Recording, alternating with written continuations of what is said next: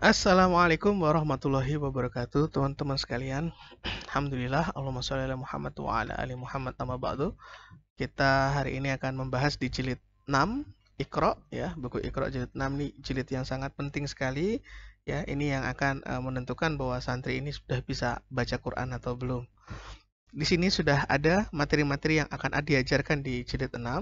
Tapi ingat tadi kaidahnya bahwa di Iqra itu tidak mengajarkan tajwid dengan namanya, tetapi diberikan contoh-contoh bacaannya dan santri harus paham dan harus bisa membaca dengan benar walaupun belum tahu namanya.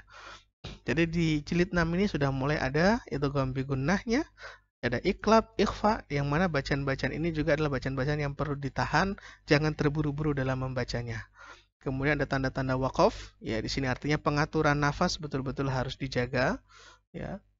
Kemudian wakaf pada kata-kata yang muskilat, itu ada dua huruf yang wakafnya berdekatan, itu harus diberikan contoh yang baik dan benar, ya. Maka tadi ketika di jilid 5, di jilid 4-nya tadi yang huruf-huruf tadi yang berharokat sukun itu bisa dibaca dengan baik, dibaca dengan benar, sifat-sifat hurufnya insya Allah ketika di jilid 6 ada dua huruf yang berdekatan dan satunya sukun dan yang satunya wakaf bersamaan bersebelahan itu, maka kemudian bisa dibaca benar. Contohnya huruf shad, huruf shadnya kemudian dia wakaf, kemudian huruf shadnya dia sukun, kemudian huruf lamnya dia wakaf. Maka contohnya pada kata fasl. Ya, fas itu shadnya itu diwakafkan, maka dia memiliki sifat rokhawah, fas. Kemudian masuk huruf lamnya harus disukun al, ya. Maka ketika dibaca jangan dibaca fasal. Bukan, kenapa? Karena fasal itu bukan qalqalah, ya. Maka tidak boleh dibaca seperti itu, tapi dibaca mengalir. Fasal. Fasal. Ya, jadi dua-dua sifatnya terpenuhi. Jadi jangan hanya satu sifat yang terpenuhi. Jangan juga dibaca fos, lamnya nggak kebaca. Itu berarti ada hak yang tidak dipenuhi. Nah, nanti ini sudah ketika di jilid 4 yang tadi sifat-sifatnya bacanya ketika sukun itu sudah bagus, sudah tepat, insya Allah masuk nanti ketemu di jilid 6 lagi, nah itu kemudian bisa benar. Maka ketuntasan tiap jilid itu perlu betul-betul diperhatikan. Dan kemudian ada juga fawatihus suwar. Fawatihus suwar tadi ini, kenapa huruf-huruf hijaiyah aslinya teman-teman juga harus mengajarkan dengan baik supaya mereka mengenal, ya, supaya kita khawatir ya pernah baca surat Maryam ayat 1. Nah, ini kalau orang tidak mempelajari atau tidak menghafalkan huruf-huruf hijaiyah aslinya, bisa saja dia nanti akan membaca kahaya aso. Padahal harusnya kaf ha ya ain sad. Kan gitu. Kenapa? Karena ketika tidak hafal huruf aslinya, harusnya dibaca kaf, ha, ya, ain, sod. Nah, kemudian karena tidak hafal huruf aslinya, akhirnya bacanya kahaya. Kahaya aso. Nah, kenapa bisa seperti itu? Ya karena dia tidak mengetahui huruf aslinya. Maka ketuntasan tadi menghafal huruf hijaiyah aslinya itu menjadi sangat penting. Kenapa? Karena ketemunya di sini, di fafatihus suarnya itu. Ya kan nggak mungkin semuanya harus dituntun. Seharusnya santri bisa faham. Selanjutnya, santri yang telah lancar membaca jilid 6 sesuai tajwid tanpa harus mengetahui nama hukum tajwidnya, khususnya pada bacaan yang mengandung gunnah. Bacaan-bacaan yang menggunakan artinya bacaan-bacaan yang harus ditahan. Nah, bacaan ikhfa itu harus ditahan, bacaan idgham bi gunnah harus ditahan, bacaan ikhfa syafawi harus ditahan, bacaan idgham mimi harus ditahan, jadi tidak boleh terburu-buru. Ya. Nah, ini di jilid 6 kita perhatikan di pengantar jilid 6 itu, ya. Walaupun telah menjilid 6, pada membaca pelan asal benar tetap berlaku. Jadi nggak apa-apa kalau santri bacanya lambat, seperti banyak-banyak saktahnya gitu. Yang penting betul semuanya, maka tidak apa-apa. Nanti insya Allah akan lancar ketika sudah masuk Al-Quran beberapa juz. Ya, ini karena memang prinsipnya Kiai Haji Asad Humam adalah ingin agar santri ini cepat untuk bisa membaca Al-Quran. Soal lancar dan tidak lancarnya ini memang harus dibantu dan didampingi terus. Ya. santri jangan diajari lagu dulu ya. Nanti ketika sudah lancar baru nanti akan diajari tentang irama murotal. Nah, irama murotal ini ada sudah disiapkan oleh tim tadarus AMM. Ada videonya kalau teman-teman dulu pakai kaset ya. Kalau sekarang teman-teman cari di YouTube pun juga ada ya dari AMM. Kemudian sebelum Epta ada juga huruf-huruf awal surat. Ini juga harus dipelajari ya tadi yang sebut Fawatihus Suwar tadi itu.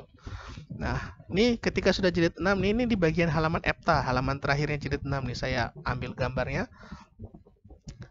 Di situ tulisan penting. Nah, bila telah benar semua, syukur lancar.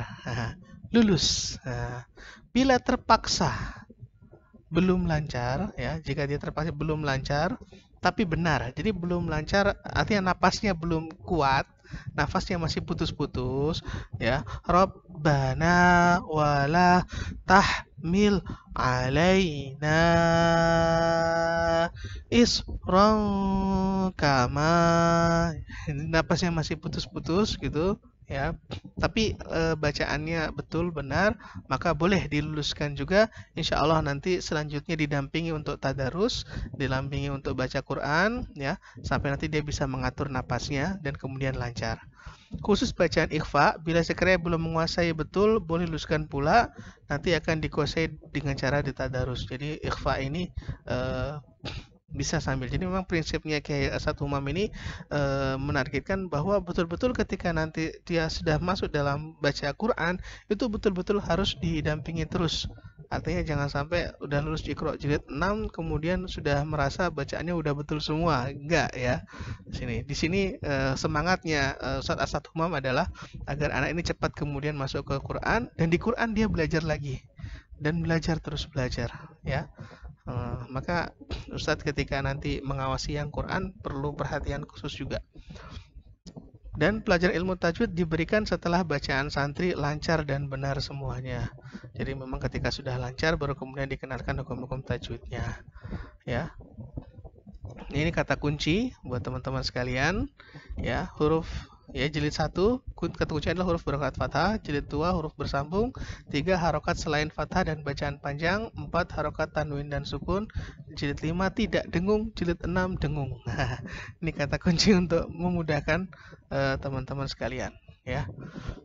Nah, setelah jilid 6 mulailah tadarus dari juz 1, kemudian belajar al-waqf ibtida untuk pengaturan nafas. Jadi kapan berhenti dan kapan memulai ya. Kemudian belajar ilmu tajwid. Dulu AMM punya buku seperti ini ya, ini buku Al-Qur'an per juz, ini buku Al-Waqf wal Ibtida ya. Contohnya nih di juz 1 ya. Di sini juga memberikan petunjuk ya. Nih, pada ayat ini ya, nanti tulisannya allati ya. Ini cara bacanya begini. Jadi ketika tidak ada tanda fathahnya tetap dibaca a. Ini ada petunjuk-petunjuknya. Kemudian juga beberapa tulisan ya. Kemudian nah ini contoh-contohnya diberikan tanda garis ya. Jadi ketika berhenti ya, misalnya contohnya di Al-Baqarah ayat 2 ya, ayat 3, Al-Baqarah ayat 3 kita contohnya di sini alladzina yu'minuna bil ghaib. Boleh berhenti di sini. Nanti mulainya dari yu'minuna bil ghaibi wa yuqimunas shalah. Boleh lagi diulang wa yuqimunas salata wa mimma razaqnahum yunfiqun. Jadi ini banyak sekali garis-garisnya. Ini memberikan alternatif di mana santri kalau napasnya tidak sampai di sini ya boleh dia motongnya di sini, boleh dia bukan motong ya, bisa berhenti di sini ya. Jadi ini banyak alternatif santri untuk memudahkan kalau napasnya masih pendek-pendek sambil kemudian dilatih sampai kemudian bacaannya lancar dengan pengaturan nafas yang baik. Nah, selain buku yang seperti ini juga sudah dicetak juga. Nah, ini yang terbaru yang bentuknya mushaf Al-Qur'an. Ya. Ini juga penting, pastikan santri lusunan betul-betul tuntas dengan bacaannya. Ya, disarankannya ini teman-teman cari buku ini. Oke, itu saja yang bisa saya sampaikan ya untuk belajar. Assalamualaikum warahmatullahi wabarakatuh.